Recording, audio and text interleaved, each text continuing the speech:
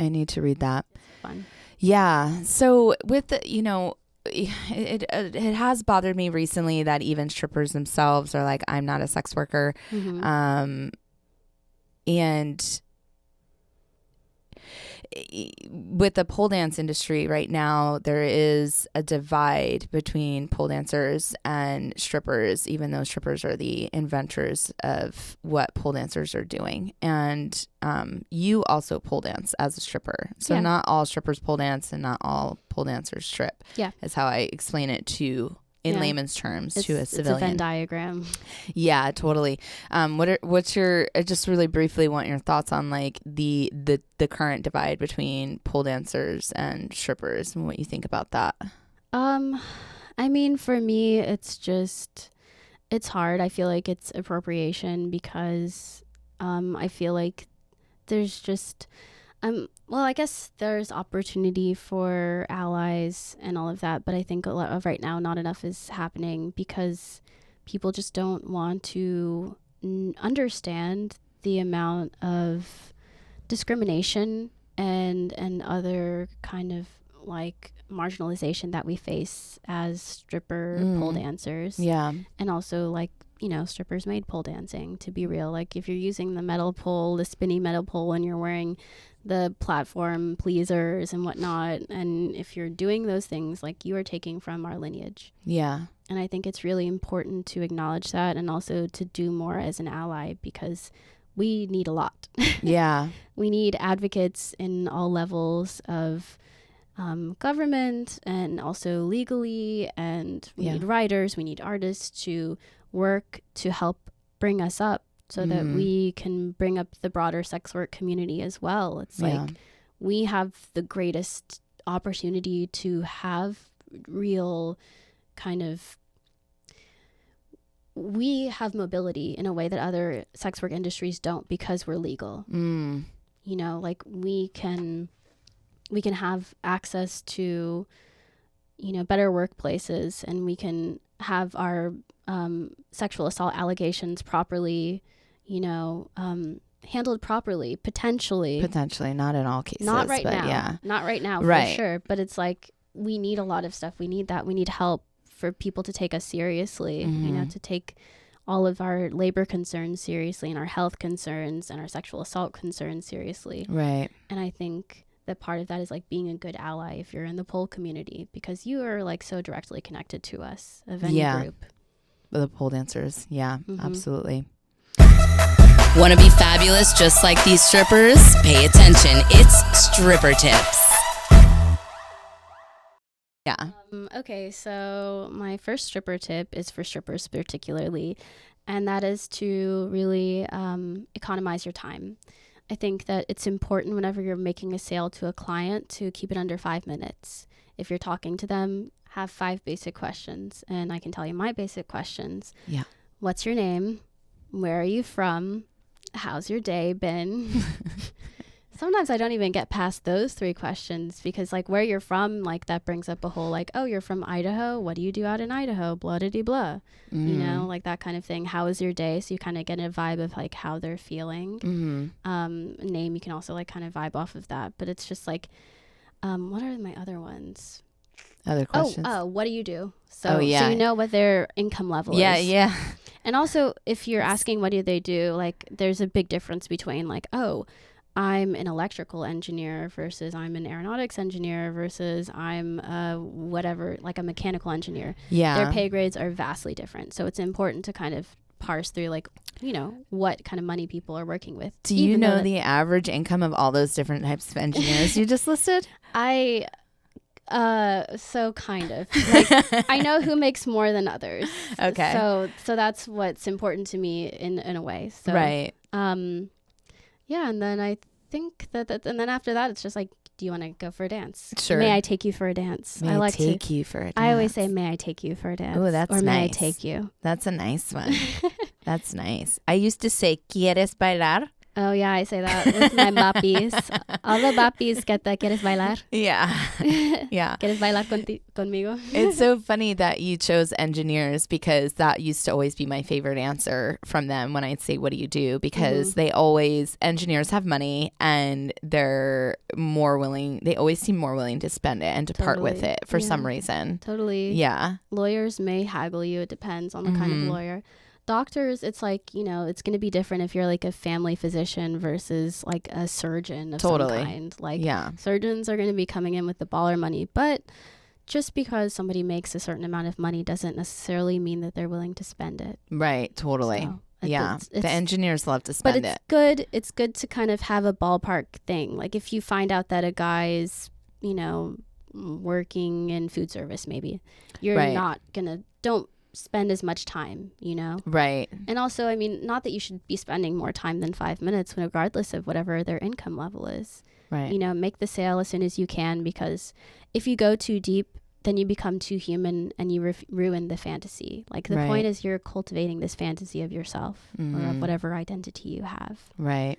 So it's your, hyper femme, super,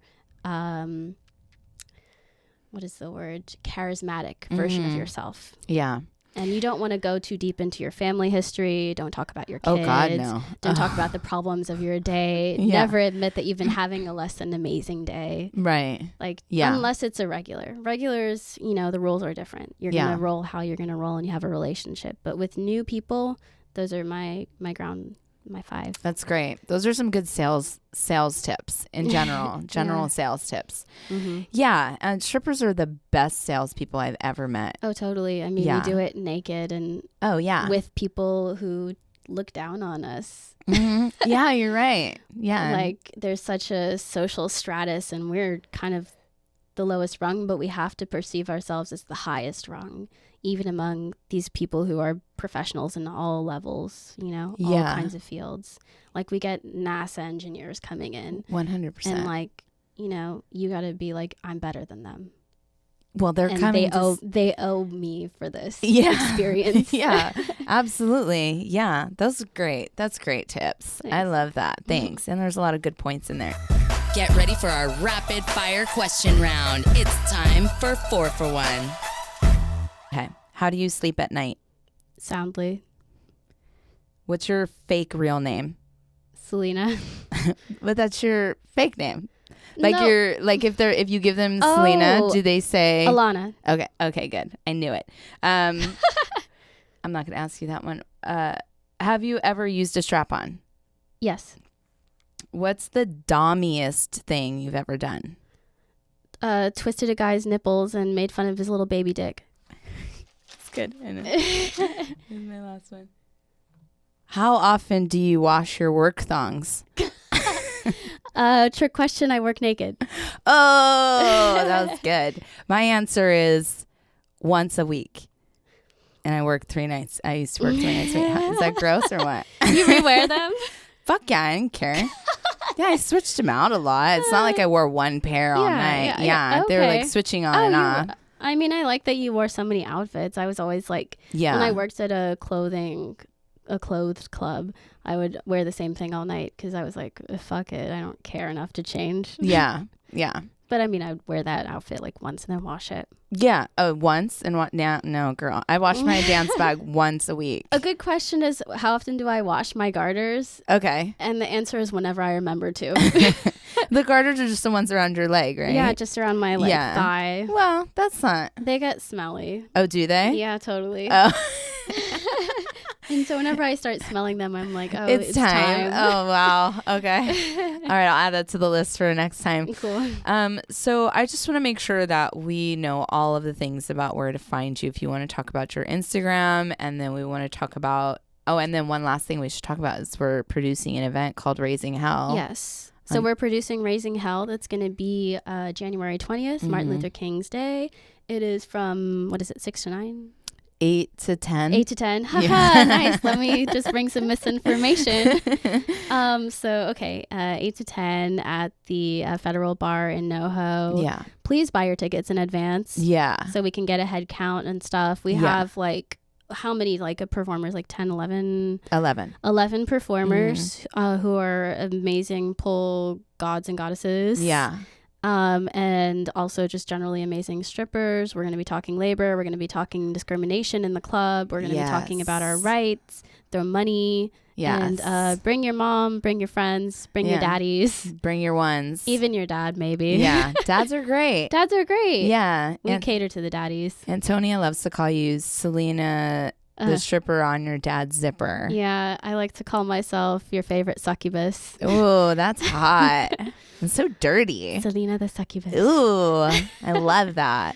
All right. And tell everyone again how to find you on Instagram and your podcast and all that stuff. Yeah. So my podcast is Heaux in the Kneaux, and it'll be in the bio. You can find me on Instagram at prettyboygirl. I have a Patreon account, and that has exclusive stories of things that I do at the club and outside of the club, my out calls, and all of that. There's a lot more than you get on the gram. Really? And so it's primo content. So you can subscribe at The Real Pretty Boy Girl. So @ The Real Pretty Boy Girl. So please check that out. It costs as little as $1 to subscribe. Wow. Yeah. Your writing is amazing, by the way. Yeah. I'm like sucked in when I start reading your posts on Instagram. I'm like, what's going to happen next? Yeah.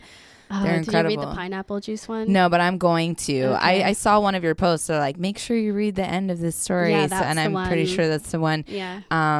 But yeah, I'm sorry we didn't touch on that more, but your writing is just fantastic. And a lot of that is based on your experiences inside the club, right? Totally. Yeah.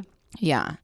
I just love that. Yeah. So thank you for doing that because it's very entertaining. It's good. I also had a really great, I had a great comment from one of my friends at the club, and she's, I think she's Ukrainian, and she was like, oh, I love reading these stories. It's good for me to learn English. Oh, that's great. And I was like, I love that. Yeah. I love that she's a sex worker, and she's like, she's learning English and by reading your feeling stories. like solidarity too by reading my stories. Amazing. Yeah. I love very it. heartwarming. Well, thank you so much. You're just so bright and intelligent and brilliant, and I'm just so excited to watch more of your journey because we're working together now, and it's been so much fun really working a lot more closely with you in the last few weeks. So I really appreciate you doing this with me. Yeah. So thank you. Thank you for having me on. Yeah. This is so fun. Of course. Yeah. And I'd love to have you back sometime have me too. back sometime. Definitely.